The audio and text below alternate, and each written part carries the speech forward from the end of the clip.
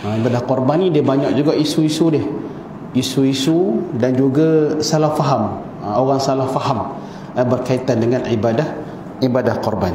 Baik. Yang tu kita akan bincang bila habis maklumat kitab fiqh manhaji ni, kita akan pergi ke situ. Jadi ibadah korban ini pengertiannya, korban ialah sembelihan binatang, iaitu unta atau lembu atau kambing dan biri-biri. Korban ini bertujuan untuk mendampingkan diri kepada Allah Subhanahu wa taala dan dilakukan pada hari raya korban. Itu pengertian dia. Baik. Jadi ibadah korban ini, ia adalah ibadah yang berkait dengan sembelihan. Ibadah menyembelih binatang. Dan binatang pula bukan mana-mana binatang yang kita suka. Maksudnya kita ada itik, kita sembelih itik. Ada seperti contoh kan, ada ayam sembelih ayam, ada anak sembelih anak. Sembelihan itu dia mestilah daripada binatang-binatang ternakan berkaki empat. Dia panggil bahimah. Dalam bahasa Arab dia panggil bahimatul an'am, binatang ternakan. Dia ternakan tu, an'am tu dia ternakan. Bermakna binatang liar. Sebagai contoh seladang. Seladang dia termasuk dalam kategori lembu lah. Lembu kerbau. Tetapi kita tak boleh buat korban. Kerana apa? Kerana ianya tak termasuk dalam kata an'am, iaitu binatang ternakan. Rusa sebagai contoh. Rusa. Rusa kalau nak ikutkan lebih mahal ikut daripada kambing kan. Baik. Rusa juga tak boleh dibuat korban kerana dia tak termasuk dalam kata an'am, binatang ternakan. Walaupun zaman sekarang ni memang ada orang ternak rusa, tapi dia tidak termasuk dalam binatang-binatang yang dibolehkan untuk berkorban. Jadi sembelihan yang kita lakukan itu mestilah terhadap binatang-binatang yang telah ditetapkan, iaitu al-an'am, bahimatul an'am, binatang-binatang ternakan berkaki empat, seperti unta, lembu, lembu tu termasuk kerbau. Lembu tu termasuk kerbau. Cuma kita jaranglah jumpa orang korban kerbau ni sebab mahal. Mahal kerbau kan. Okey, jadi lembu termasuklah kerbau dan juga kambing. Kambing ni sama ada kambing biasa, kambing kampung tu, ataupun kambing biri-biri. Baik.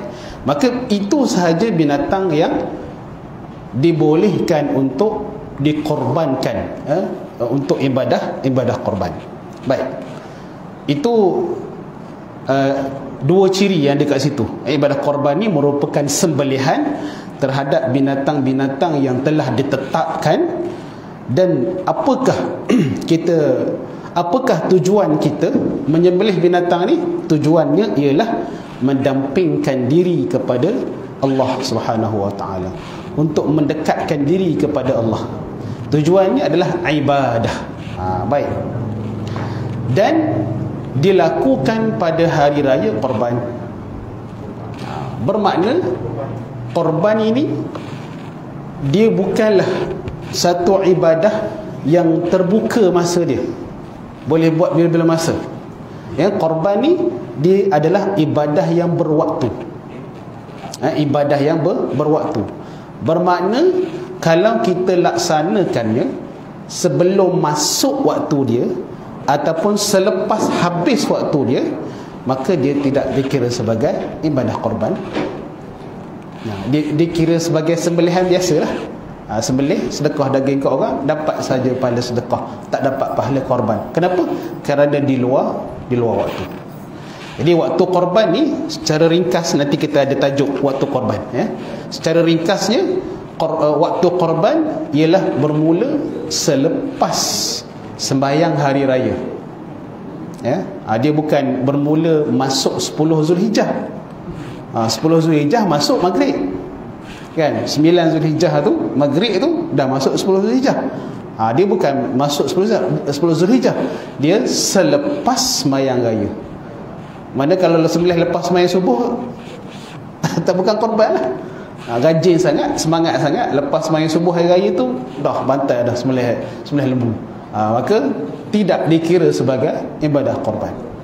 Baik, jadi waktunya bermula selepas sembahyang hari raya, ya, dan ianya berterusan sehinggalah ke hari ketiga tasyrik, iaitu 13 Zulhijjah, ya. 13 Zulhijjah azan sahaja maghrib, maka berakhirnya waktu korban.